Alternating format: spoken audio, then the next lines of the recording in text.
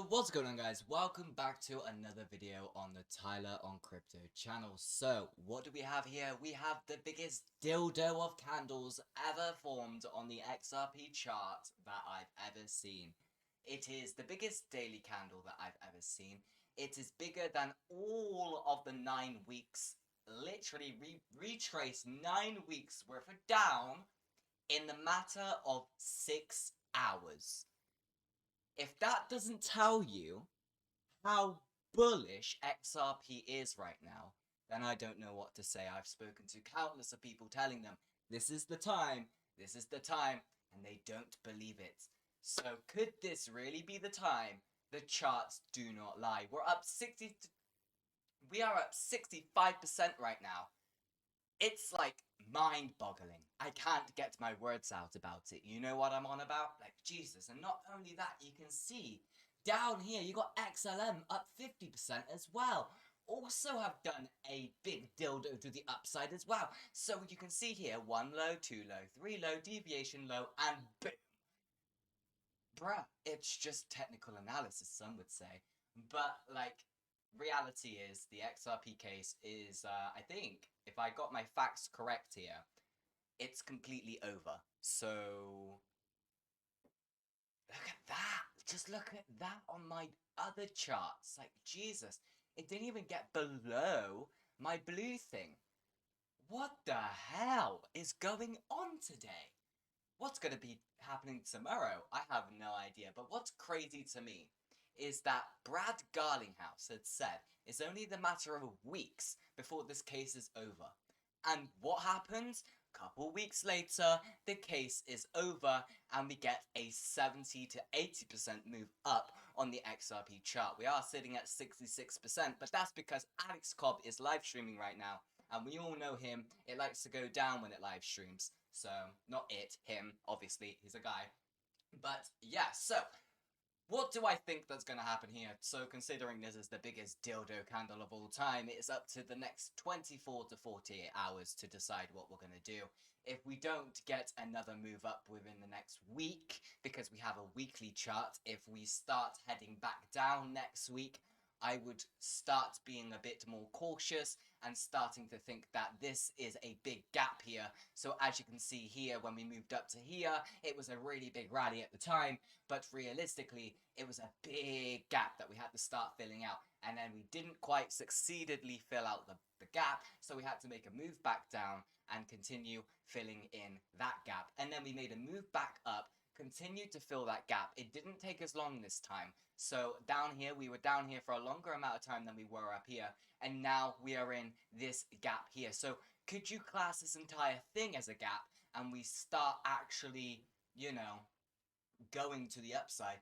Or could this be the gap here with my orange box? Because you can see it's literally a dildo into the halfway line. I don't understand. Guys, if you are not with me on this, then you should not be watching the channel right now. But this is the time that you shouldn't be buying. This is the time that you should be taking profits. If you wanted to, wait a week or two to buy lower, because we all know that if you're buying now, you're gonna be the sucker buying at the top, unless you're that one lucky individual that manages to buy on the second dildo. You know what I'm on about? The second big green candle. So we've seen many of these. Like, look at this. Look. So you've got ADA up today. Seems like people just don't care about the SEC and are actually buying into these little projects right here. And you've got Matic, so you've got Cardanzo, Matic. What about Solanzo? I don't actually have Solana on here, I don't think. Let's see. Ah, there it is. It's up 16%. One of the only ones that are up in the double digits today. But, yeah, looking pretty cool. You got Algorand in the top double digits as well. So, it seems like the ones that are in the double digits are the ones that have been touched by Gary Gensler. Could this be, apart from optimism right there, it seems to be the odd one out. And FTM as well. Phantom. Yeah, apart from them two, literally everything else has been touched by Gary. So Gary has given them the kiss of death and then the suck of life, because these are the biggest dildos I've ever seen in my life, honestly. And that rhymed as well. But, again, I would like to say that, we would probably start seeing a move down here as well. If we go to my lovely overloaded chart right here, you can see the previous price action here, and then you can see that it stopped there because I presume that's the end of that pattern formation, and it literally correlated as well. The end of the pattern formation resulted in a big move up, and here we are. So you can see here it's a mega flag formation, a megaphone formation, and it's literally, it was the most confusing one, but it's resulted in the most confusing candle that's left everybody mind boggled. So take it as it is. We have moved to this thing. This is not a previous wick. That is actually just a price prediction. I did make a price prediction before saying it was going to go to this exact area, and to the exact T, almost, it went to that number. So, I don't want to say that I'm smart, but I'm smarter than a lot of people, I would say. Where could we go from here? Again, it's up to the next 24 hours. If we get another move up, we could go to here, which is about $2. That could be another 100% move. And then if we get above that, we don't know where it's going to go. I have $13 there as well, because if you shrink the chart down, it doesn't seem too impossible. Because you see all these runs where Shiba Inu makes a really big run up on something in the chart. Previously, it's like minuscule, and possibly that's what's going to happen here. Like, let me show you.